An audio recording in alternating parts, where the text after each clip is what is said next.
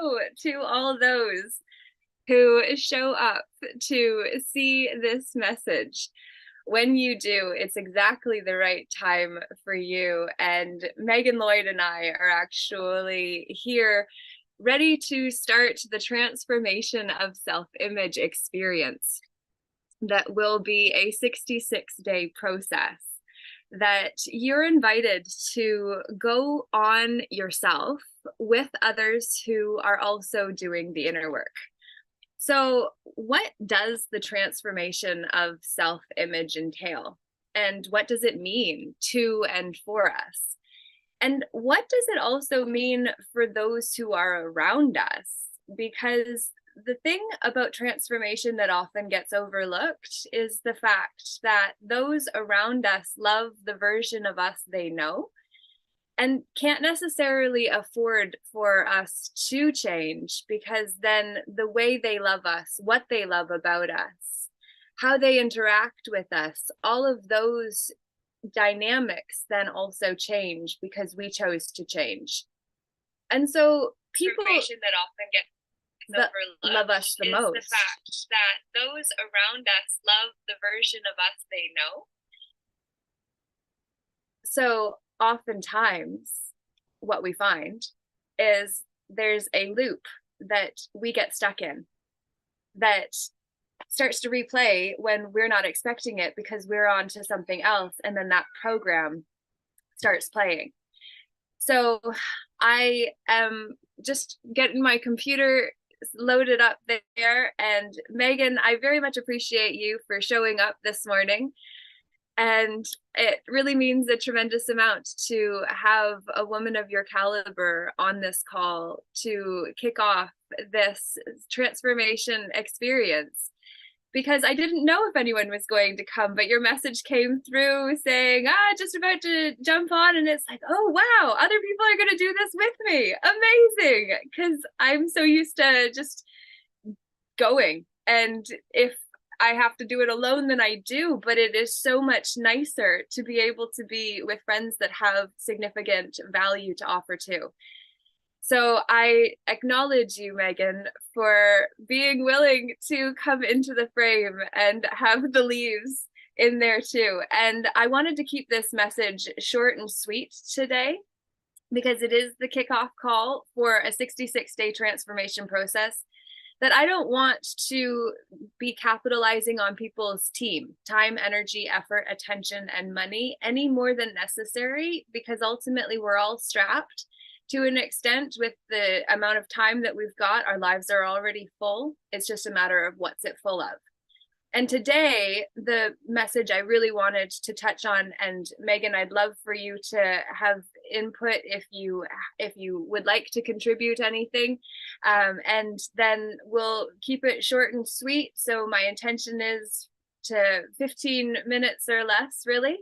But today, the topic I really wanted to address as the kickoff to a 66-day transformation that's going to lead into another 66-day experience after that. I see the computer is paused. I don't know. There, it seems we're back. But this second 66-day transformation will actually be putting together the album that those who participate in this part of the transformation get to be part of by doing the inner work first to change our energetic signature so that we can then contribute music at a higher level or art at a higher level. So whether that's painting, drawing, dancing, whatever our art is expressly, we're going to be able to do it at a higher level when we see the fight between the fearful and faithful at a different level than we ever have before.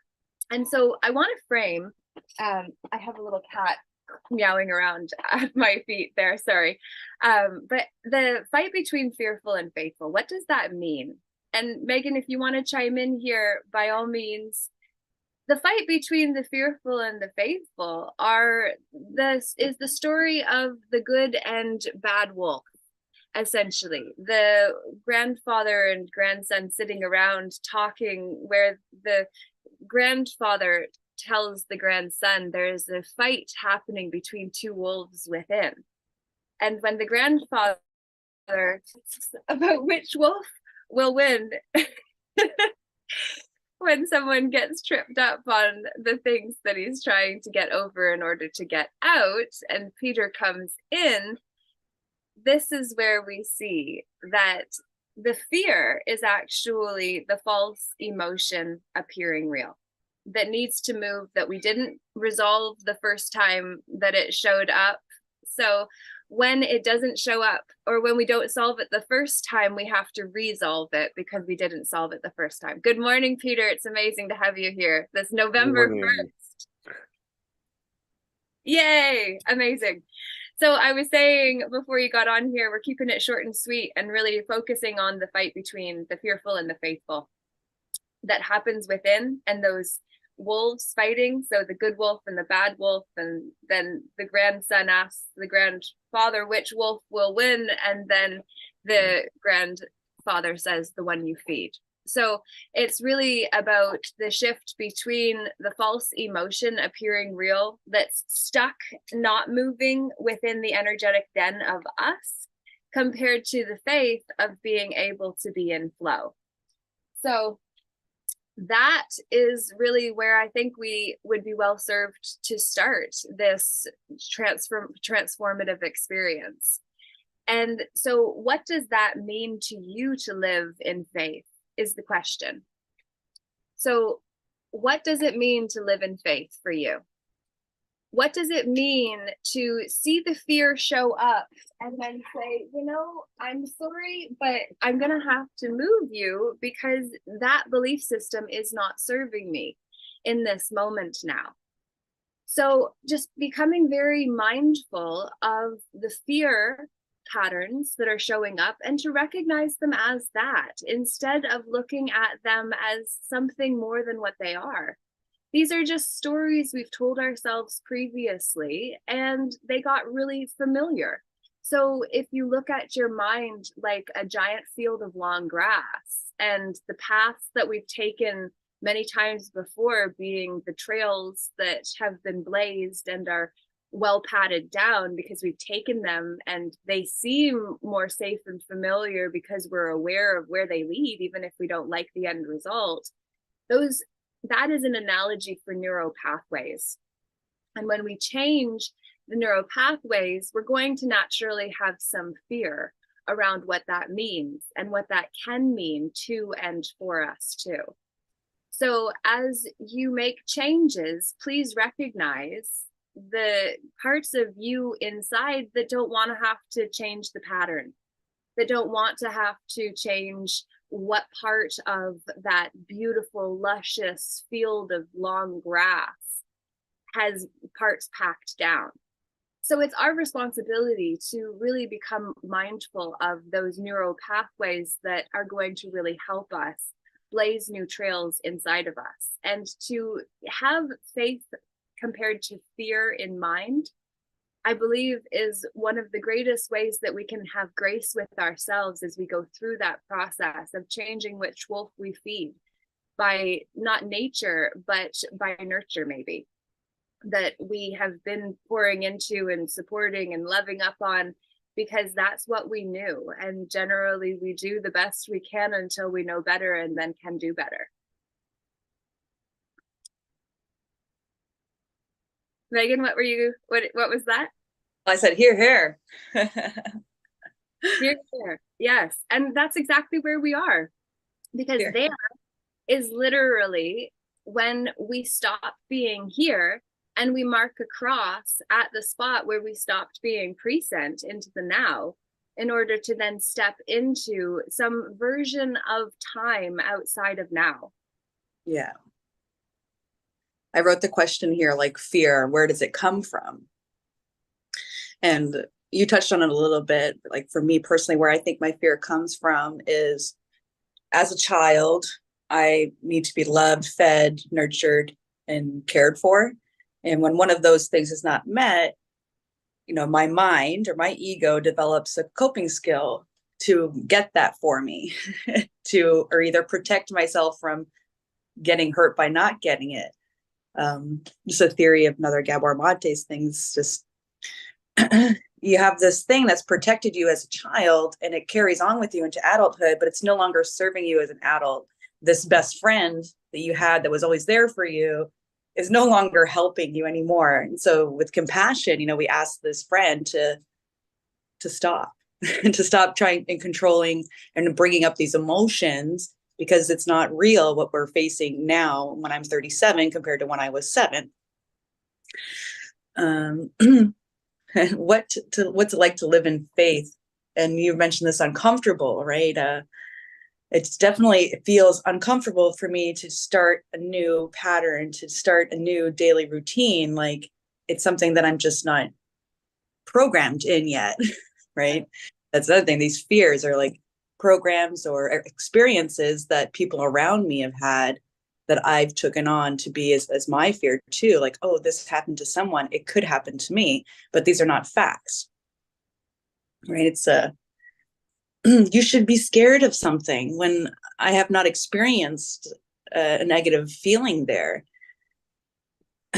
And you mentioned the story of the black and white wolf, and I put a note of like the greatest enemy is myself, right? We've developed this idea that everyone's an enemy, but really the enemy is me. Where if I'm feeding that fear and I'm feeding that unknown, then I stay in that state of unknowing, of not knowing what's going to happen, and just not, instead of being open, I'm closed, right? So over time, as I've changed, the people around me are confused almost as much as I am, right? Because they're confused about what's going on with Meghan. How come she's behaving different? Why isn't she doing the things that she used to do? And yeah, it's like the fear with the people around me, because they're not focusing on how happy I seem or how good I feel. They're focusing on the change. Why am I changing? Like, go be the same person you are, because they can expect that person. They can anticipate what's going to happen. And so when this unexpected starts to go, it's like, oh, I don't know what Meghan's going to do today, where she's at. And it's been hard to let go of friends or family that just aren't supportive of, the person that I am becoming, or the being that the purpose that I'm living in now. They can't understand that purpose, especially when it's different from a program that's been taught to all of us, right? Like, someone yesterday said to me, like, are you working? I said, no. And I'm like, don't worry, it'll happen. And I'm like, I am not getting a 9 to 5, if that's what you're referring to. That is not where I'm headed, right? Tried it, done it. No. Change how that looks to your world. I think I've kind of touched on everything for now. We'll pass the mic over, unless you have any questions you want me to elaborate on.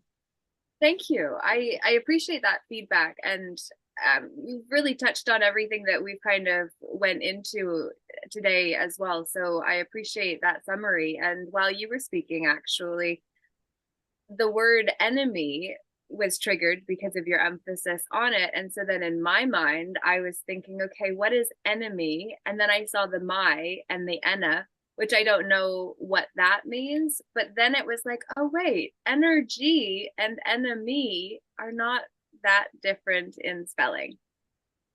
My So, energy. right? It's my energy versus the enemy that we become for ourselves. And then externalize too, because what we don't often talk about, as we climb in awareness and enlightenment, which is the ability to contain more light within our being, or the vessel that transports the soul aspect of us through this incarnation in, as we go through that process, the higher we climb, the closer to the sun we get, the longer our shadow becomes. But the part that very few people necessarily want to look at is the fact we have to walk backwards through everything we didn't face before. So all of those didn't even notice I am lying denials, all of those denials then become the way we defile ourselves, because we have to walk backwards through them. And then we think, oh God, I'm on the wrong path. Oh no, this is new. I don't want to deal with this. And then we freak out and we think we're on the wrong path, when the reality is we just didn't want to deal with that the first time. So it then became like the carnage that we have to walk backwards through in the battlefield of our own life. Not to say our life is a battlefield, but it is to say we're here to be tried. Try all means that we have to go through the trials and tribulations that are going to stretch and grow us into the version of us that we need to become. Through the process of going through that journey and earning our way, not from a monetary perspective, but to actually reclaim the ballot box within our own inner kingdom, to be able to have a vote that is responsible to and for us, to be able to create instead of react. Because URNE being the letters left over when joy has been extracted from the journey, that urn is literally the ballot box by definition.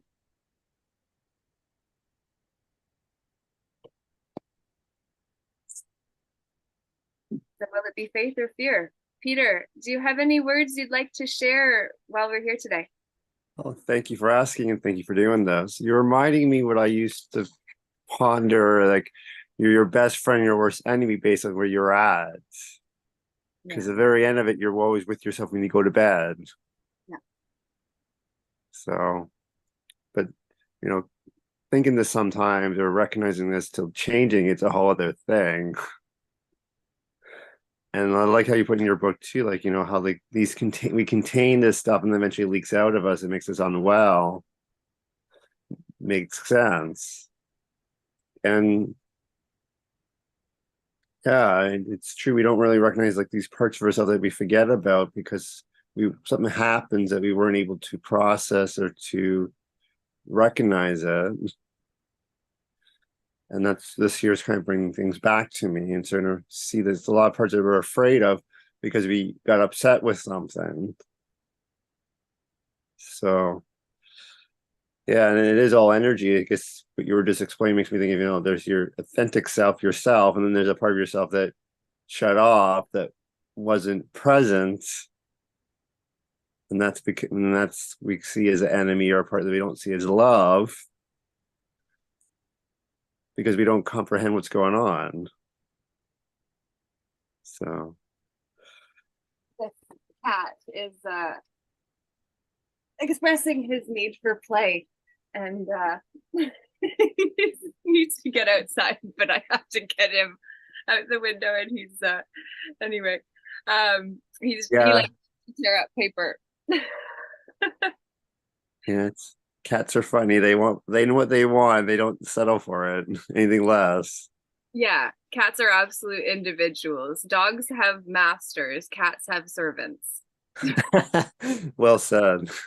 Yeah, there's a plaque. I've got a plaque of it. I'm reminded regularly.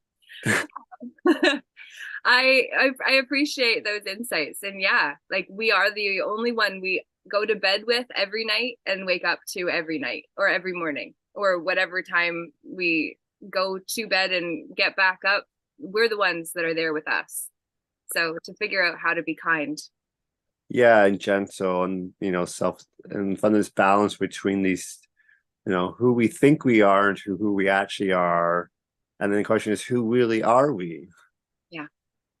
Because we're not the programming of us, we're not, necessarily our genetics and our parents and that and our background. That's a part of us. And we're not just or say our astrology even that seems to make sense too. But I think it's like all these different layers or levels of self-exploring and self-discovery. But I guess there's to a core, but there's an essence of we are where we're at in our own journey. Yes, we are. And we're also needing to be intentional about the version of us we wish to step into as well. Because the version is the verse we're going to deploy our ions into. So what's the song? What's the version that we want to be playing along to in our lives? How do we want to turn our life into a moving meditation, so that we recognize that it's not just about sitting in silence for however long we close our eyes to meditate and try to shut the world out and, you know, listen to what's already within. What if we actually saw that our life was a walking meditation, a moving meditation, that every day when we're driving our vehicles, or we're at work, or we're with a loved one, or we're doing, you're making supper, the thing, or lunch or breakfast, the things that we have to do on a daily basis, how can we actually enjoy the process of moving through those experiences more intentionally, more mindfully, more heartfeltfully, so that we actually start to experience the joy of the small things? Because so oftentimes we wait for the big things, and we think that life is going to be about the big event. And if anyone hasn't heard about November 10th and 11th, that Soul Path in Blackstock, that's going to be an incredible event. Megan's going to be there, and Peter may not be able to, due to timing, unfortunately. However, it's just the first of many experiences of coming together in common unity to really get to know one another, and to merge communities, and to really find our place within ourselves alongside others who are doing the inner work to be able to do the same. So that experience I just wanted to give a little plug for. And I've got information I'll share in the details after this went live, so you can actually get your ticket to be able to be part of some experiences that are really designed to help you know yourself more. But this whole 66 days to transform your self-image experience is to really also help you hold in mind what you wish to create. So getting more intentional about what tools you're working with. You know, Megan, you talked about here, being here, you know, and then it brought in the cross of moving there into where here was before the T stopped presence in order to be sent somewhere else other than the now. And so if we can really get ourselves back in the now and really make that the practice, it's just like when you find yourself in the mind of the hamster wheel that takes us into time, if we get ourselves back into here and we breathe ourselves back into the moment, and then we see the thought that took us there as just being of the mind instead of the heart, that's where we find the lack of alignment when we're out there trying to line up here. Well, you can't line this up when that is where your energy is going, right? So really being clear about what is this that has called our attention out there, and then how do we actually bring that back into our heart so it can line up with our highest source and connection, to be able to be aligned, to be able to find that which we came here in order to express because of what was impressed, which goes back to those neural pathways that we talked about in the beginning with the long field of grass, with all the little pathways that we've taken before. And now is our opportunity to decide, you know, is there a path that has never been blazed? Is there a point in this field you want to get to in your own mind in terms of how you want to feel about yourself, about something you want to create or said that you have manifested or been able to bring about? Is there something that you could set as a trigger for you to be able to build out, so that then as you're moving toward it and the doubt does come up, you can support yourself better as you walk backwards through everything you didn't do previously because you didn't know to, in order for you to get closer to that which you desire, which is how we climb higher in our consciousness through intention.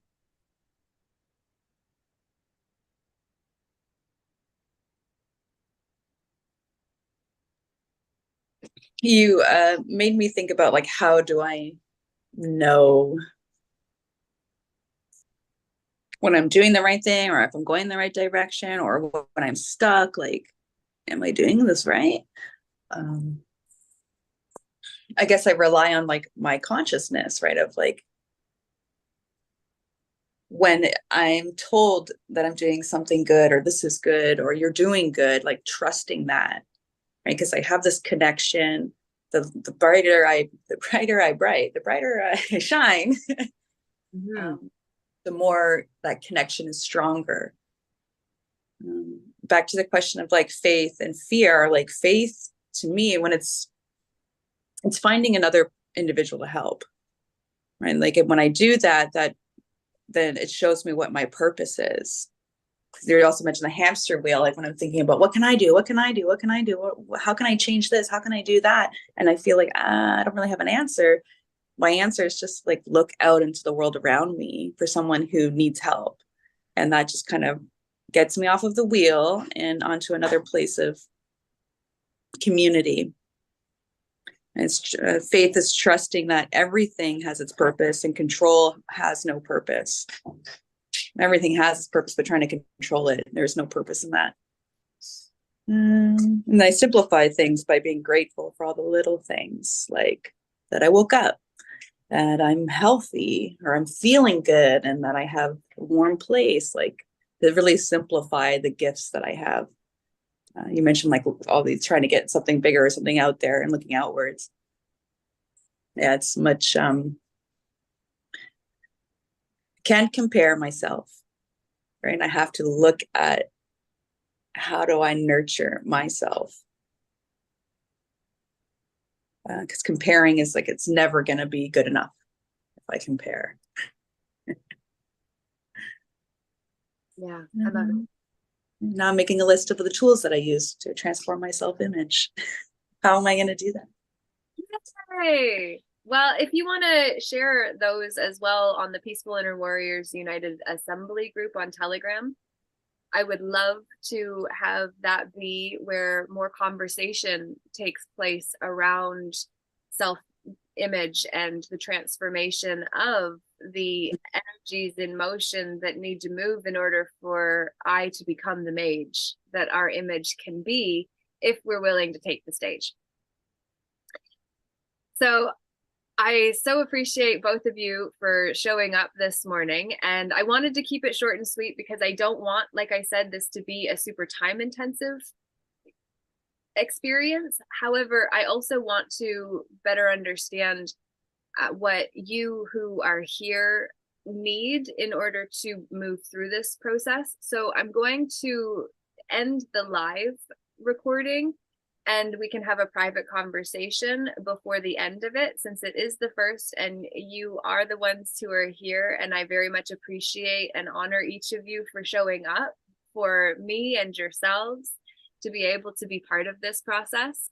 So I'm going to say to everyone who is watching today, thank you for playing along with us. And we will be doing daily messages and we will come together for more group opportunities like what this is. And thank you to you who took advantage of the opportunity to join me live, and to everyone else, may your